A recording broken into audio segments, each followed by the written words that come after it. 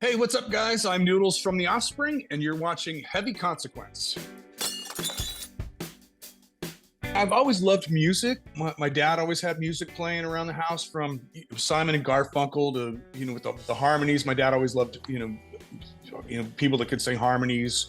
Simon and Garfunkel, Crosby, Stills, and Nash, love that stuff. But then also Creedence Clearwater Revival. He kind of like the grungy, swampy rock stuff, and I love that as well. And then classics stuff. My dad would play tons of classical music. I always kind of loved that. Then I had a cousin come live with us, and I had a next door neighbor that had a bunch of like classic rock stuff: Who, Beatles, Jimi Hendrix, Led Zeppelin. I started to get into that stuff, and then I heard the Dickies White Vinyl EP record, and Nevermind the Bollocks, the Sex Pistols, which I didn't even have a copy of that. I don't know what happened to that.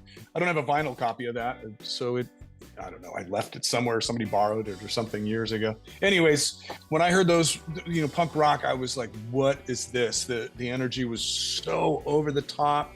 It was rough edged. It wasn't polished at all, and I just wanted more and more. That was funny. The Dickies had a really funny sense of humor. I mean, they played with puppets on stage and stuff, and just a lot of fun with that. And then the Dead Kennedys had a very wry sense of humor as well. I think some of the Ramones stuff is poppy and upbeat and in your face. So once I started listening to the punk rock stuff, it really, that was it.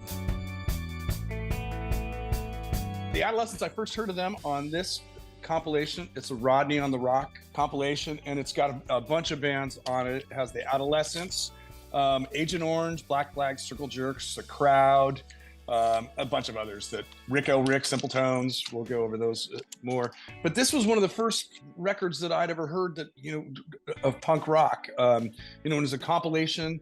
Rodney on the Rock would play all these bands, on the radio late Sunday night from like 10 to 2, something like that. You had to stay up. I would listen to it while I was doing homework and stuff back in the day. The very first punk rock record I ever heard, it's like a 10-inch, 45 RPM. And I'd never seen or heard a white vinyl record before.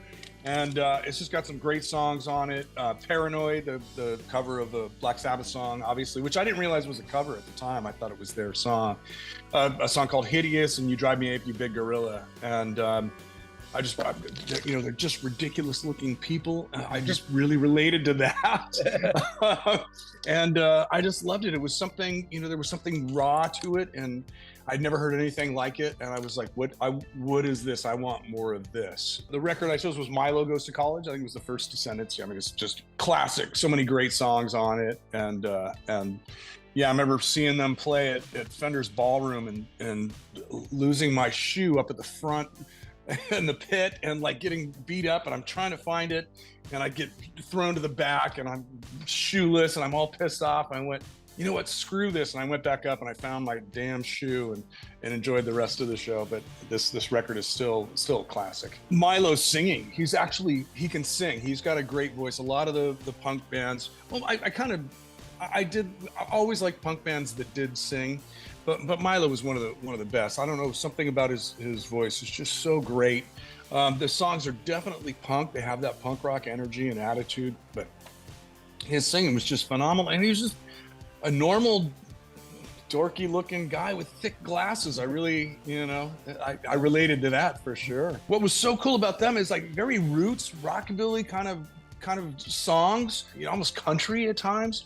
And then just punk rock attitude. The two voices, John Doe and Exene singing, kind of like duets, or harmonies. And I don't know, harmonies is the right word, but just phenomenal. Just great playing. And as a guitar player, I love Billy Zoom's guitar playing. His, the rockabilly tinged punk rock stuff, and just kind of super cool looking people too. For sure. This is the re-release where they had to change. They had an original picture here that got pulled at the last minute. They weren't allowed to do. And it had Police Truck on it. This one does not have Police Truck on it, but I do have that copy somewhere in storage. This is the one I would listen to. Legendary punk band. Jello was such a theatrical front man. The guitar playing's kind of surfy. I love Ray's guitars. And of course, DH on drums, you know, rest in peace, DH, but he was just a phenomenal drummer. It's a double record set. Probably, I think that their best compilation of songs. I like a lot of their earlier stuff too. It's a little bit more edgy, a little bit more raw. There's some actually kind of pretty songs on this one, you know, and then a lot of the edgy raw stuff. You know, really cool. This is them in all their cars. I think each record there's a 2-record set, and they start each record with their the recording of their cars starting. Sounds like a lot of Volkswagens. A local band from Long Beach, Huntington Beach area. This record didn't leave my turntable for a month. I fell in love with this. If there's any one band that brought the Offspring together, it's TSOL. Without TSOL, I don't think the Offspring would exist. If you listen to our very first record, the self-titled one, you'll hear a lot of TSOL on there. Actually, even Smash, I think "Gotta Get Away," you can hear that the tom thing on "Gotta Get Away." That's definitely inspired by TSOL, and all the guitar playing too. There was 2 bands, the Adolescence and Ron Emery, the guitar player from TSOL. Ron Emery did a lot of double stops, and when we would play those, we called them Emerys, and then the Adolescence did a lot of octaves, and we called those Agnews, from the Agnew brothers on the Adolescence. Love this record. They did and they really, I mean, great artwork too. Not just great songs. Every song on this record is great, but really cool artwork. They kind of did the fold, even though it's just one record. They did the fold, and they had tons of pictures of the scene. You kind of get a really feeling of what everyone looked like, all the lyrics and everything. You know, yeah. Just one of the coolest bands. Derek O'Brien just got together and did with a bunch of local musicians. Derek O'Brien was the drummer in the band, and got together with a bunch of local musicians. Unfortunately, I wasn't able to go. We were traveling, but they played at Alex's Bar and did the whole record in its entirety with a bunch of local guys filling in. There's a movie called Another State of Mind, and where they you know, they travel around the world. I think it was really supposed to be about Youth Brigade. Yeah. And then Social Distortion kind of stole the show. But there's a scene where he's putting on makeup. He's talking about getting that sympathetic look.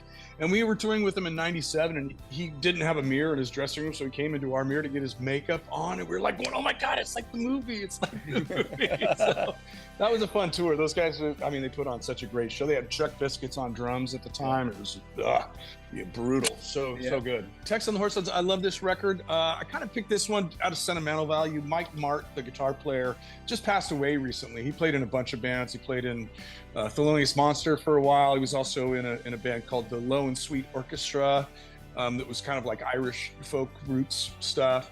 But this is just a great record. Texacala Jones is just, her voice was just so raw and gritty. You know, it's very kind of almost kind of country sounding stuff. Well, Tex and the Horseheads, you know, so kind of like country punk stuff. I love Clean the Dirt. Mike Mart would sing the intro on that. Oh Mother's probably the biggest known song off this, but you know, a really cool band, kind of, you know, local legends. And I mean, just look at, you know, just they look scary, you know, and also great artwork on the cover as well. This was a band I heard on some late night radio show, like just a kind of a local spotlight thing, and immediately fell in love with the sounds and the songs. I love Steve Wynn's voice and his songwriting.